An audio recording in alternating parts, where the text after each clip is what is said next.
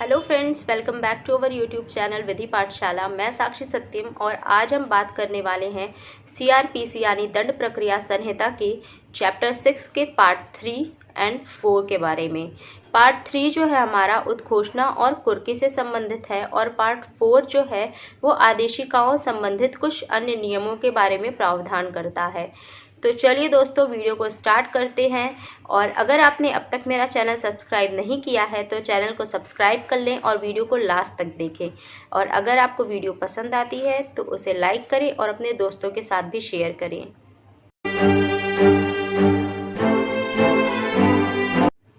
उद्घोषणा और कुर्की क्या होता है, पहले हम इसे देख लेते हैं। सेक्शन 82 से 86 में उद्घोषणा और कुर्की के बारे में बताया गया है। उसके बाद हम आदेशिकाओं संबंधित कुछ अन्य नियम भी देखेंगे जो कि सेक्शन 87 से 90 तक में बताया गया है। तो सबसे पहले हम जान लेते हैं कि उद्घोषणा होती क्या है। उद्घोषणा जो है समन और वारंट की तरह ही कोर्ट की एक आदेश होता है। कोर्ट के द्वारा एक आदेशिका जारी की जाती है किसी व्यक्ति या अभियुक्त के खिलाफ कि वो न्यायालय में उपस्थित हो।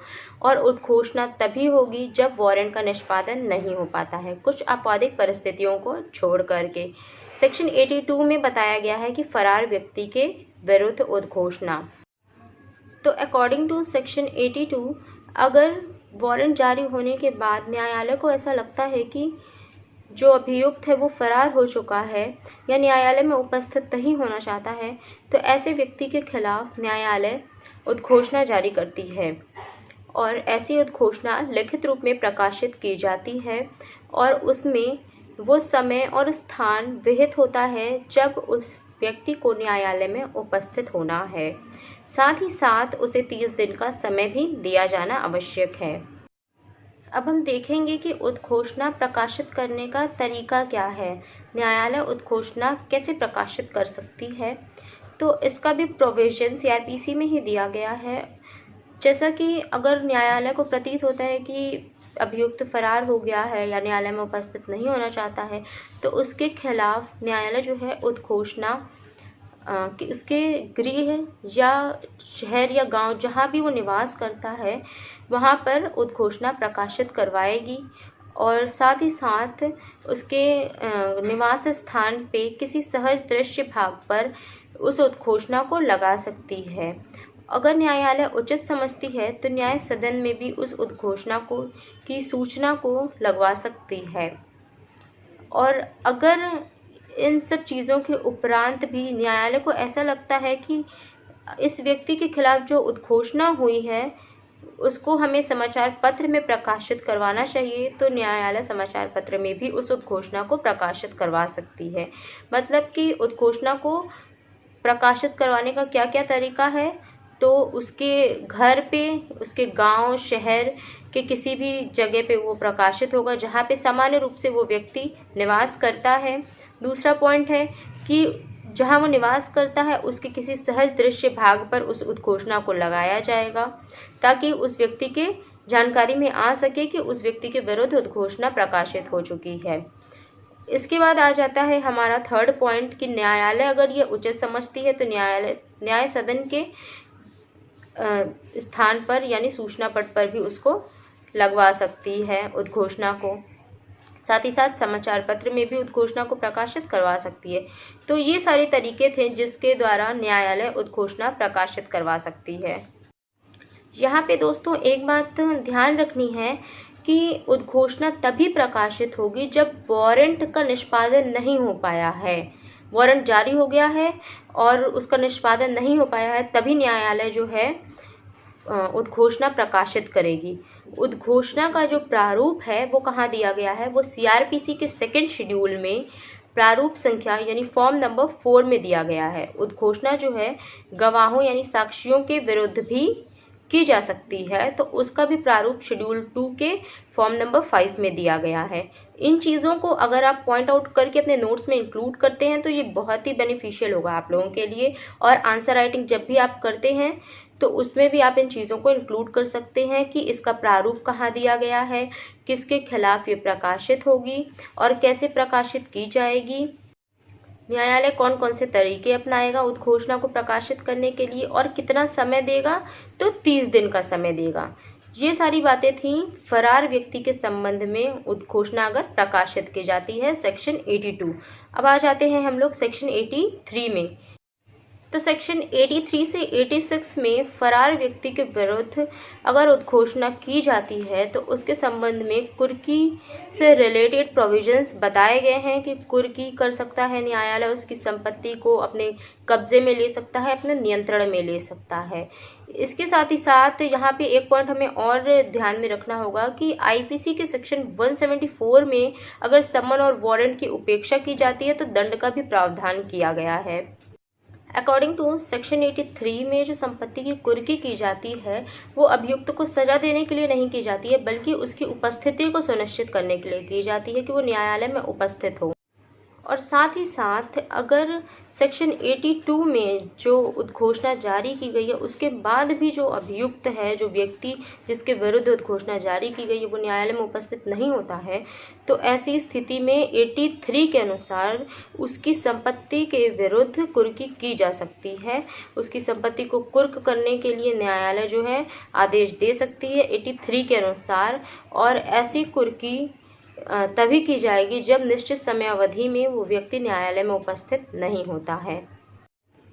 जो संपत्ति है जिसकी कुर्की की जानी है वो जंगम भी हो सकती है और स्थावर भी हो सकती है, यानी मूवेबल प्रॉपर्टी भी हो सकती है और इमूवेबल प्रॉपर्टी भी हो सकती है। जैसा न्यायालय ठीक समझे वैसा वो कर सकता है। इसके अलावा यहाँ पे ध्यान रखने वाली बात ये है कि उद्घोषणा और कुर्की साथ साथ भी की जा सकती है, लेकिन उसके लिए परिस्थिति क्या होगी। यदि न्यायालय को ऐसा लगता है कि जो अभियुक्त है वो अपनी संपत्ति को बेचकर भागने वाला है, ऐसा न्यायालय को अगर प्रतीत होता है, तो उद्घोषणा और कुर्की दोनों साथ साथ में की जा सकती है।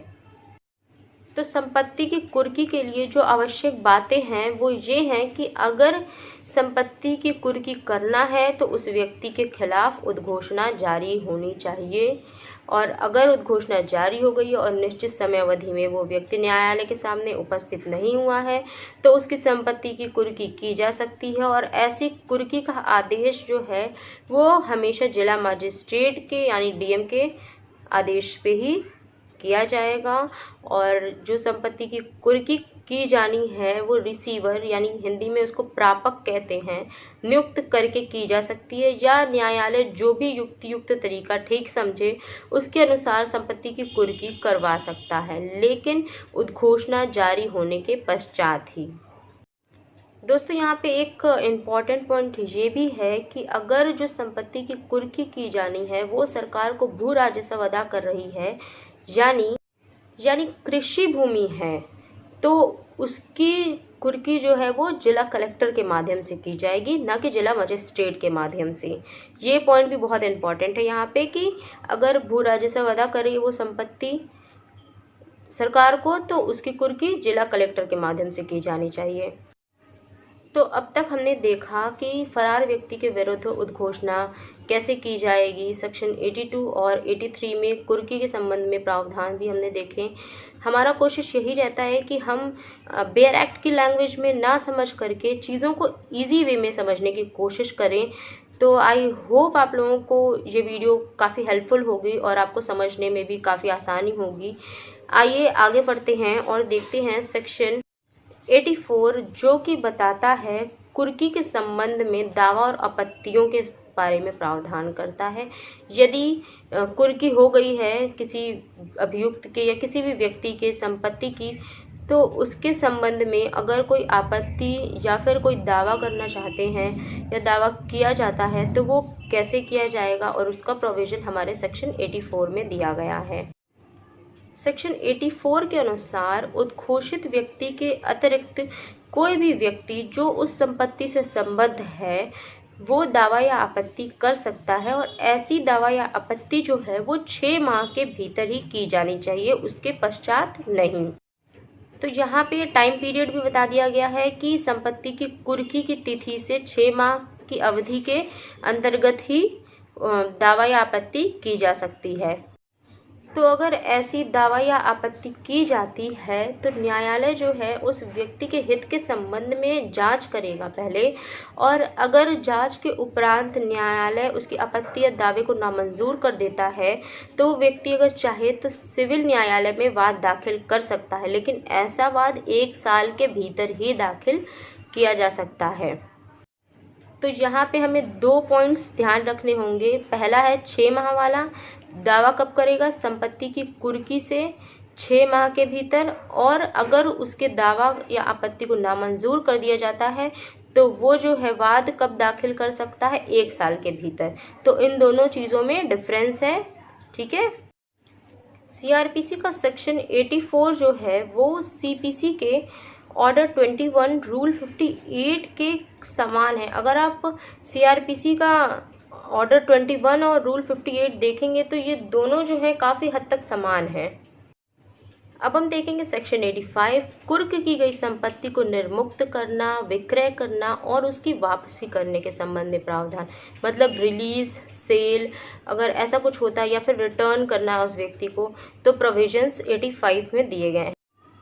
सेक्शन 85 के अनुसार यदि उद्घोषित व्यक्ति उद्घोषणा प्रकाशित होने के बाद अगर जो उसमें विहित समय बताया गया है उस समय के भीतर अगर न्यायालय में उपस्थित हो जाता है तो न्यायालय जो है उसकी संपत्ति को निर्मुक्त कर सकती है, यानी रिलीज़ कर सकती है। अगर जो संपत्ति उसकी न्यायालय ने कुर्क की है, अगर वो विनिर्दिष्ट समय के भीतर न्यायालय में उपस्थित हो जाता है तो उसकी संपत्ति को न्यायालय रिलीज़ कर देगी, यानी निर्मुक्त कर देगी। किस सेक्शन के अंतर्गत? सेक्शन 85 के अंतर्गत। इसके बाद अगर उद्घोषित व्यक्ति न्यायालय में विनिर्दिष्ट समय में उपस्थित नहीं होता है तो राज्य सरकार चाहे तो उसकी संपत्ति को विक्रय भी कर सकती है, लेकिन 6 माह व्यतीत होने के बाद, अगर 6 मंथ पास हो गए हैं तभी उसकी संपत्ति का विक्रय किया जा सकता है राज्य सरकार के द्वारा। और इसी दौरान यदि किसी व्यक्ति ने जो उस संपत्ति से हितबद्ध है उसने अगर कोई दावा या आपत्ति कर दी है तो ऐसी स्थिति में विक्रय नहीं किया जा सकता है। पहले उस दावा या आपत्ति का निस्तारण किया जाएगा, उसके उपरांत ही उसका विक्रय किया जाएगा, अन्यथा नहीं किया जा सकता है। और यदि इन सभी परिस्थितियों के उपरांत विनिर्दिष्ट समय में जो उद्घोषित अपराधी है वो न्यायालय में उपस्थित हो जाता है तो उसकी संपत्ति को निर्मुक्त भी की जा सकती है, यानी रिलीज भी किया जा सकता है। इसके अलावा भी अगर जो उद्घोषित अपराधी है या जो व्यक्ति है जिसकी संपत्ति को कुर्क किया गया है वो 2 वर्ष के भीतर न्यायालय में उपस्थित हो जाता है या गिरफ्तार कर लिया जाता है तो ऐसी स्थिति में भी न्यायालय उसकी संपत्ति को रिलीज कर सकती है, निर्मुक्ति कर सकती है उसकी संपत्ति का।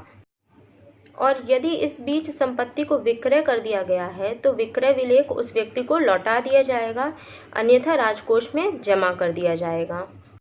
और तो और इस प्रकार पीड़ित व्यक्ति को 4 अधिकार भी प्राप्त हैं।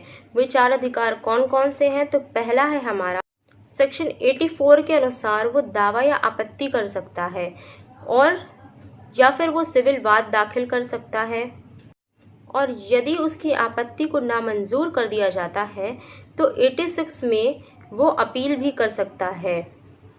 और लास्ट है हमारा, कुछ मामलों में ऐसे पीड़ित व्यक्ति को पुनरीक्षण याचिका दाखिल करने का भी अधिकार दिया गया है। सेक्शन 397 में अगर वो चाहे तो पुनरीक्षण याचिका दाखिल कर सकता है। तो ये था दोस्तों हमारा उद्घोषणा और कुर्की के संबंध में सारे प्रोविजंस हम लोगों ने कवर कर लिए इस वीडियो में। अब हम देखेंगे आदेशिकाओं संबंधित अन्य नियम जो कि 87 से 90 तक में बताए गए हैं। हम लोगों ने उद्घोषणा और कुर्की को बहुत ही इजी वे में और बहुत सरल शब्दों में समझने की कोशिश की है। आई होप आप लोगों को ये वीडियो पसंद आएगी। तो चलिए आगे बढ़ते हैं और आदेशिकाओं संबंधित अन्य नियमों के बारे में भी थोड़ी चर्चा कर लेते हैं। सेक्शन 87 में बताया गया है कि समन के स्थान पर वारंट का जारी किया जाना, मतलब कि मजिस्ट्रेट जो है समन के स्थान पर वारंट जारी कर सकता है। और 2 परिस्थितियां हैं जब समन के स्थान पर मजिस्ट्रेट वारंट जारी कर सकता है। तो फर्स्ट है हमारा, अगर मजिस्ट्रेट को ऐसा लगता है कि समन भेजने के बाद भी वो व्यक्ति न्यायालय में उपस्थित नहीं होगा या फिर भाग जाएगा तो वो उस व्यक्ति के खिलाफ वारंट इशू कर सकता है। और दूसरा है कि समन भेजने पर भी बिना किसी युक्तियुक्त कारण के अभियुक्त जो है या फिर जो भी व्यक्ति है जिसके खिलाफ समन इशू किया गया था वो न्यायालय में उपस्थित होने में असमर्थ रहता है तो भी समन के स्थान पर वारंट इशू किया जा सकता है अकॉर्डिंग टू सेक्शन 87।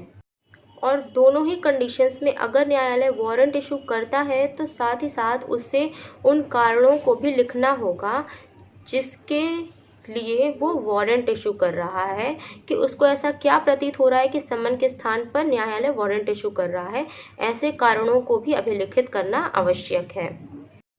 एक केस था पीके वैद्य बनाम स्टेट का, कलकत्ता का ये केस था और इसमें जो मजिस्ट्रेट था उसने सेक्शन 125 के अंतर्गत कार्यवाही में एक गवाह को समन की पर्याप्त तामील की, फिर भी वो जो व्यक्ति था वो उपस्थित नहीं हुआ न्यायालय में और मजिस्ट्रेट ने क्या किया, साक्ष्य को बंद करके निर्णय सुना दिया। तो हाई कोर्ट ने बाद में ये कहा कि ये जो निर्णय है वो गलत है। हाई कोर्ट ने इस निर्णय को गलत बताते हुए कहा कि उसको 87 के अंतर्गत समन के स्थान पर वारंट पहले इशू करना चाहिए और फिर भी अगर वो उपस्थित नहीं होता तब वो निर्णय सुनाता तो उचित होता। तो ये केस था हमारा पीके वैद्य बनाम स्टेट 1995 कलकत्ता का। ओके, अब हम आ जाते हैं सेक्शन 88 पे जिसमें बताया गया है कि हाजिरी के लिए बंधन पत्र लेने की शक्ति। तो हाजिरी के लिए बंधन पत्र लेने की शक्ति के विषय में हम समझ लेते हैं पहले कि ये कैसे किया जाता है। तो अकॉर्डिंग टू सेक्शन 88 अगर किसी व्यक्ति के खिलाफ सम्मन या वारंट इशू कर दिया गया है और वो व्यक्ति न्यायालय में उपस्थित है, अभी तक हमने देखा कि न्यायालय में उपस्थित नहीं हो रहा है तो हम लोग क्या प्रोसीजर अपनाएंगे। अब हम देखेंगे कि न्यायालय में उपस्थित है तो उस व्यक्ति को विचारण में न्यायालय के समक्ष उपस्थित होने के लिए न्यायालय बंधन पत्र निष्पादित करवा सकता है उस व्यक्ति से, और ऐसा बंधन पत्र जो है वो प्रतिभुओं सहित या प्रतिभुओं रहित हो सकता है। तो सेक्शन 88 में न्यायालय जो है बंधन पत्र निष्पादित करवा सकता है किसी ऐसे व्यक्ति से जो सम्मन या वारंट के उपरांत न्यायालय में उपस्थित है, और विचारण में उसकी उपस्थिति को सुनिश्चित करने के लिए न्यायालय सेक्शन 88 के अनुसार उस व्यक्ति से बंधन पत्र निष्पादित करवा सकता है। अब इसके बाद अगर जो हाजिरी का बंधन पत्र उसने निष्पादित किया है अगर वो उसको भंग कर देता है, ठीक है, उपस्थित नहीं होता है और उस बंधन पत्र को भंग कर देता है, तो ऐसी स्थिति में गिरफ्तारी के संबंध में प्रावधान जो है वो सेक्शन 89 में दिया गया है। तो अकॉर्डिंग टू सेक्शन 89 अगर वो व्यक्ति जो उपस्थिति के लिए बंधन पत्र निष्पादित किया था लेकिन उपस्थित नहीं होता है तो ऐसी व्यक्ति की गिरफ्तारी के लिए वारंट इशू किया जा सकता है अकॉर्डिंग टू सेक्शन 89 में। इसके अलावा सेक्शन 90 ये बताता है कि इस चैप्टर के जितने भी प्रोविजंस हैं वो हमारे समन और वारंट दोनों पर लागू होंगे।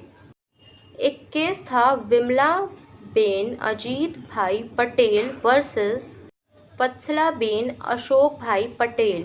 सुप्रीम कोर्ट ने 2008 में ये बताया था इस केस में कि अगर किसी भी उद्घोषित अपराधी की संपत्ति की कुर्की की जाती है तो उसका उद्देश्य यह है कि उस व्यक्ति की उपस्थिति न्यायालय में करवाना, ना कि कुर्की के द्वारा उस व्यक्ति को दंडित करना। ओके, तो अगर वो व्यक्ति उपस्थित हो जाता है न्यायालय में तो उस व्यक्ति की कुर्की की गई संपत्ति को रिलीज़ कर दिया जाएगा और विक्रय करने की आवश्यकता नहीं होगी। ये बात बताई गई थी इस केस में। तो सेक्शन 82 से 90 हम लोगों ने इस वीडियो में कवर कर लिया। उद्घोषणा, कुर्की और आदेशिकाओं संबंधित जो भी नियम बताए गए हैं। आई होप आप लोगों को ये वीडियो पसंद आई होगी। समन और वारंट से रिलेटेड भी हम लोगों ने वीडियो बनाया है, उसका लिंक आपको डिस्क्रिप्शन में मिल जाएगा, वो भी आप देख सकते हैं। तो ये चैप्टर आपका पूरा कंप्लीट हो जाएगा। Okay guys, thank you so much, bye bye.